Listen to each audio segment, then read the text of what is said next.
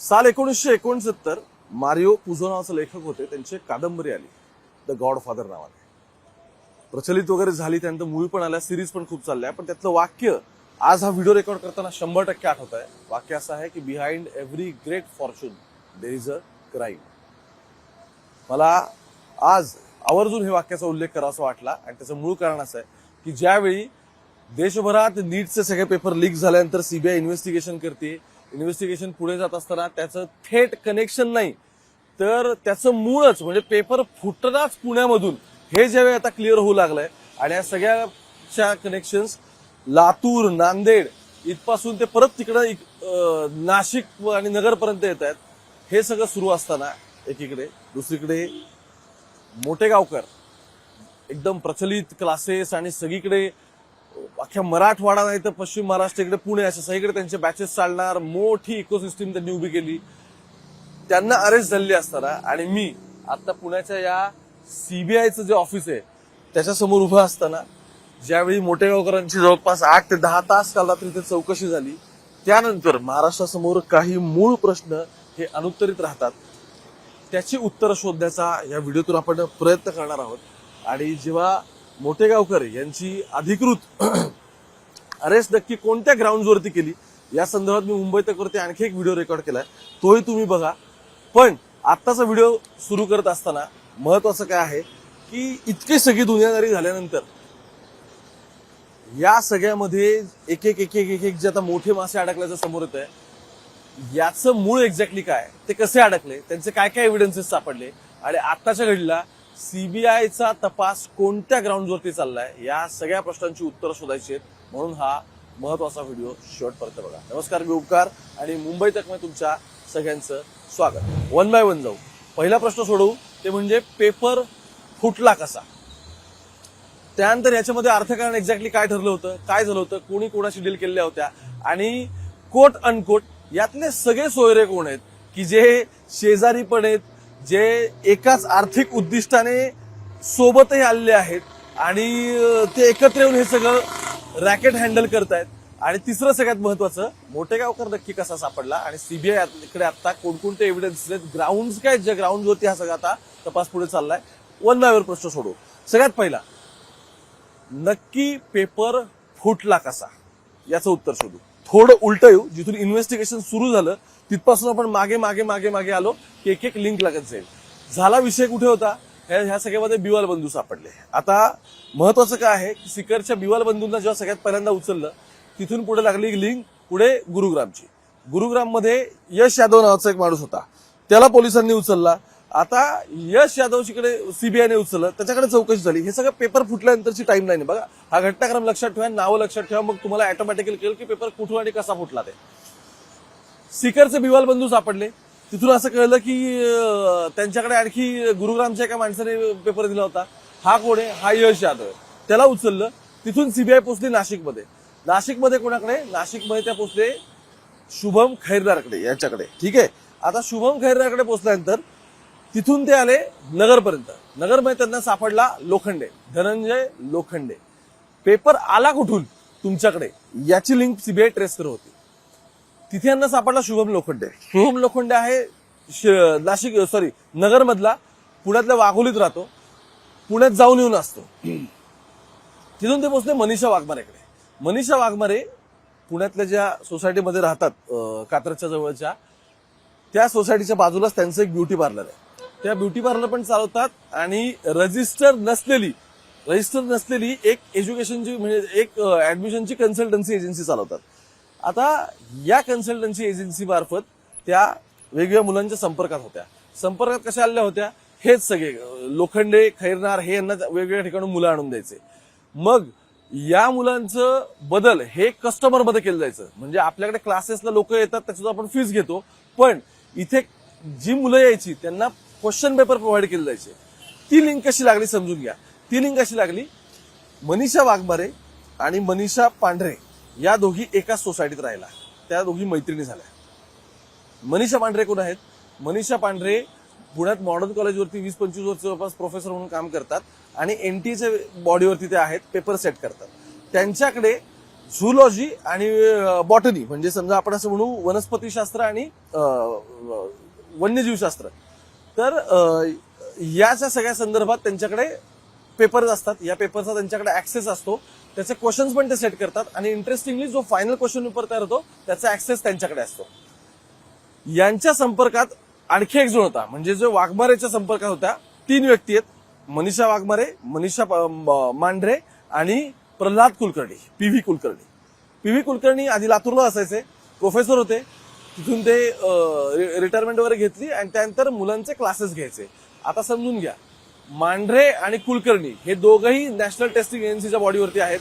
या दोघांनाही साधारण क्वेश्चन्स काय काढून दिले जातात काय नाही हे माहितीये. पेपर सेट कसा होतो हे कळतो यांना. फायनल जो पेपर सेट झालेला असतो तो ते प्रिंट नाही काढायचे. त्यांना कोणते क्वेश्चन्स माहिती असायचे ते लक्षात ठेवायचे आणि ते पेनाने लिहून घ्यायचे. ठीक आहे. आणि मग त्यांच्याकडे जी मुलं क्लासेस लिहायची त्या क्लासेसच्या मुलांना ते सर्क्युलेट केले जायचे आणि त्यानुसार पुढे यायचं. बरं, यांचं दोघांचं पण मांढरेचं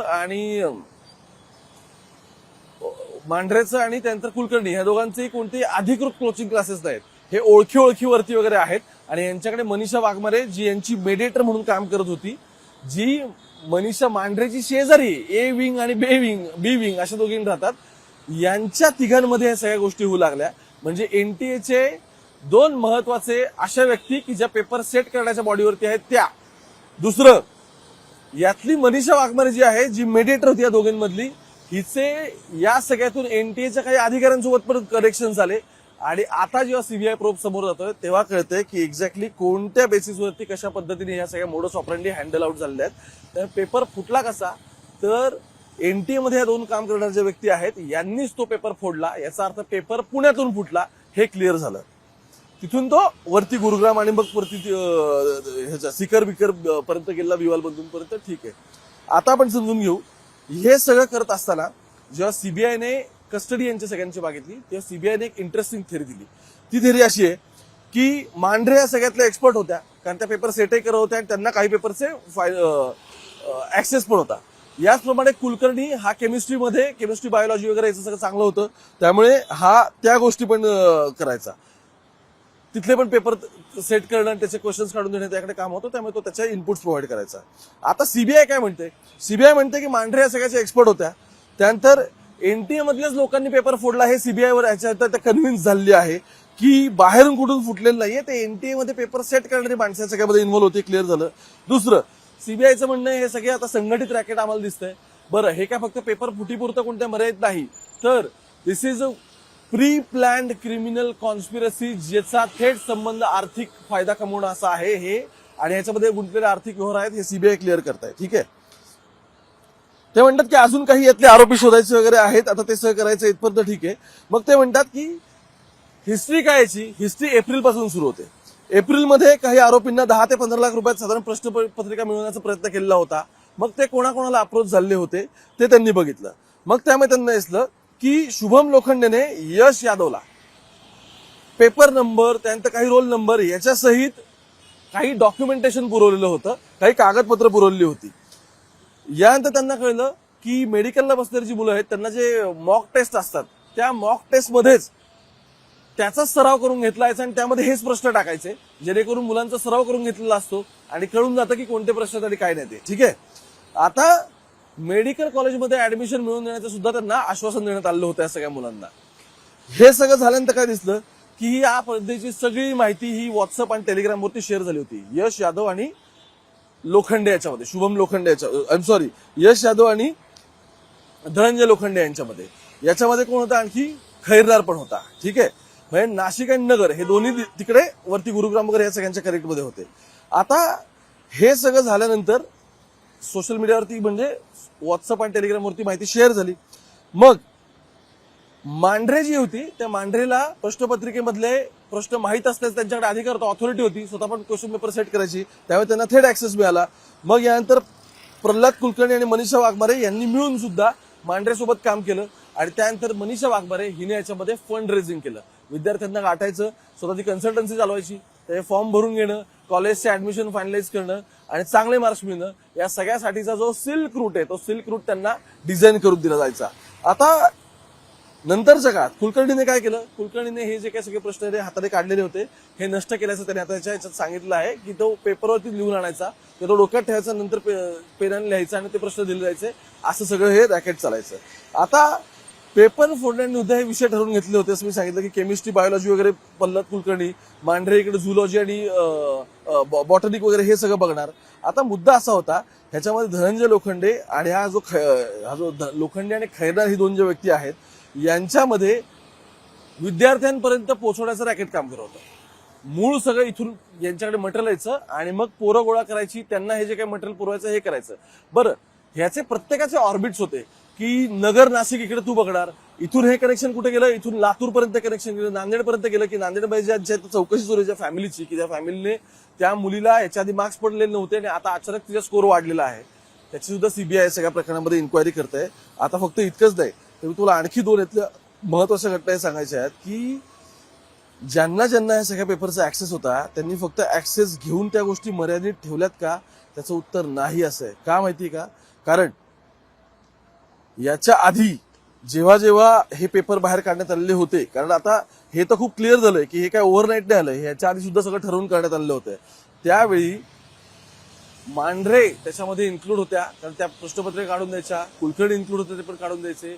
पण त्याच्या पलीकडे जाऊन यांनी काय केलंय, यामध्ये आर्थिक व्यवहार झाल्याचं दिसतंय. कारण ज्यावेळी हे लोखंडी आणि खैरदार वगैरे मंडळी 10-10 लाख रुपयांमध्ये हे सगळे व्यवहार करत होते आणि प्रश्नपत्रिकाचा संच विकत होते, त्याचा थेट फायदा वाघमारे थ्रू कुलकर्णी आणि मांढरे या दोघांना मिळणार असल्याचा संशय सीबीआयला आहे आणि त्याच अनुषंगाने आता सगळ्याचा तपास सुरू आहे. त्यामुळे मूळ हा पुण्यातून पेपर फुटला, इथूनच तो पेपर संदर्भातले जे जुगाड होते ते पुढे करण्यात आले आणि आत्ताच्या घडीला सीबीआयने या सगळ्यामध्ये क्लिअर म्हटलेलं आहे की मनीषा मांढरे, मनीषा वाघमारे आणि प्रल्हाद हे तिघही या कटात सहभागी आहेत. इतकंच नाही तर आर्थिक फायद्याच्या मोबदल्यात त्यांना विद्यार्थ्यांना परीक्षा प्रश्नपत्रिकेचे तपशील त्यांनी पुरवले. आता या सगळ्या पेपर फुटीचा छडा लावण्यासाठी यांची कस्टडी आवश्यक होती असं सीबीआय म्हणतंय. आणि फक्त इतकंच नाही तर डिजिटल डिव्हाइसेस असतील, डिजिटल हे सगळे पुरावे असतील आणि कुणी डिस्ट्रक्शन ऑफ एव्हिडन्सेस म्हणजे पुरावे नष्ट करण्याचा प्रयत्न केलाय का ह्याची सुद्धा माहिती घ्यायची. आणि या सगळ्यामध्ये मनीषा मांढरेला सुद्धा आता 14 दिवसांची कस्टडी झाली. एक एक लोक पुढे येत गेली. आता शेवटचा विषय राहतो तो म्हणजे या सगळ्या प्रकरणातला मोठेगाव करायचा. समजून घ्या, ज्या माणसाकडे इतकं मोठं एम्पायर उभं राहिलं त्या माणसाचे लागेबांधे कुठपर्यंत पोहोचले, याचसाठी मी या व्हिडिओतली पहिली लाईन म्हटली होती की behind every great Fortune there is a crime. का तर मोठेगावकर आणि कुलकर्णी हे आधी एकमेकांच्या संपर्कात होते, नंतरच्या काळात त्या दोघांचं वाजलं असं मला लातूरमधल्या एका माणसाने सांगितलं. पण नंतर सुद्धा मोठेगावकरने त्याची पुण्यातली जी काही कनेक्शन होती ती कनेक्शन वर्किंग ठेवली होती आणि तिथूनच परीक्षा होण्याच्या 5 ते 7 दिवस आधी त्याच्याकडे प्रश्नपत्रिकांचा संच आला. दुसरं म्हणजे त्याकडे नंतरच्या आन्सर की पण आल्या. आणि हे सगळं झाल्यानंतर मोठेगावकरने काय केलं, मोठेगावकरने हे सगळं त्याच्या विद्यार्थ्यांमध्ये सर्क्युलेट केलं. अर्थात त्यासाठी त्याने एक्स्ट्रा पैसे कोणाकडून काय घेतले वगैरे ह्याचं सगळं तपासात समोर येईल. पण तो सापडल्याची स्टोरी अशी आहे की त्याच्या ऑफिसमध्ये जेव्हा हे सगळे सीबीआयची टीम गेलेल्या होत्या त्यावेळी त्यांना एक मोबाईल सापडला, ज्या मोबाईलवरती एक प्रश्नपत्रिका सापडली आणि असं कळलं की मग तो मोबाईल त्याच्या केबिन मधलाच होता. दुसरा मोबाईल जो वापरत होता त्या मोबाईलवरती त्याने जे काही आधी सगळे प्रश्न घेतले होते ते डिलीट करून टाकलेला होता. तो डेटा आता रिकव्हर करण्यासाठी त्याचे फोन फॉरेन्सिककडे देण्यात आलेले आहेत, त्यामुळे तो डिजिटल डेटा त्या सगळ्यातून रिकव्हर होईल. पण महत्वाचं काय की सीबीआयने हे क्लिअर केलं आहे की कॉन्स्पिरसी आहे, सगळ्यांनी ठरवून केलेला आणि संगनमताने केलेला कट आहे. या सगळ्यामध्ये म्हणजे जसं एका धंद्यामध्ये असतं की प्रोडक्शन असतं, मग त्यानंतर सेलिंग असतं, मग मार्केटिंग असतं, मग त्यानंतर कन्झ्युमर पर्यंत पोहोचण्यासाठीचं असतं. सेम तसं झालं की पुण्यातले एनटीएचे जे लोक आहेत बॉडीवरची त्यांनी हा सगळा कार्यक्रम केला, त्यांच्याकडूनच प्रश्नपत्रिका फुटली. ती फुटून बाहेरच्या डीलर्सकडे गेली. ह्याच्यात खैरदार आले, लोखंडे आले, यांनी ऍज अ डीलिंगचं काम केलं आणि इथून ती यश यादव त्या अगदी वरती तिथे बिवाल बंधूंपर्यंत हा सगळा सिलसिला गेला. आता एक गोष्ट अजून खैरदार सांगत नाही, ती अशी आहे, खैरदार सॉरी मोठेगावकर सांगत नाही, ज्याचा उल्लेख सीबीआयने केलेला आहे. आता ज्यावेळी त्याला कस्टडी मिळेल त्याला इंट्रोगेट केलं जाईल.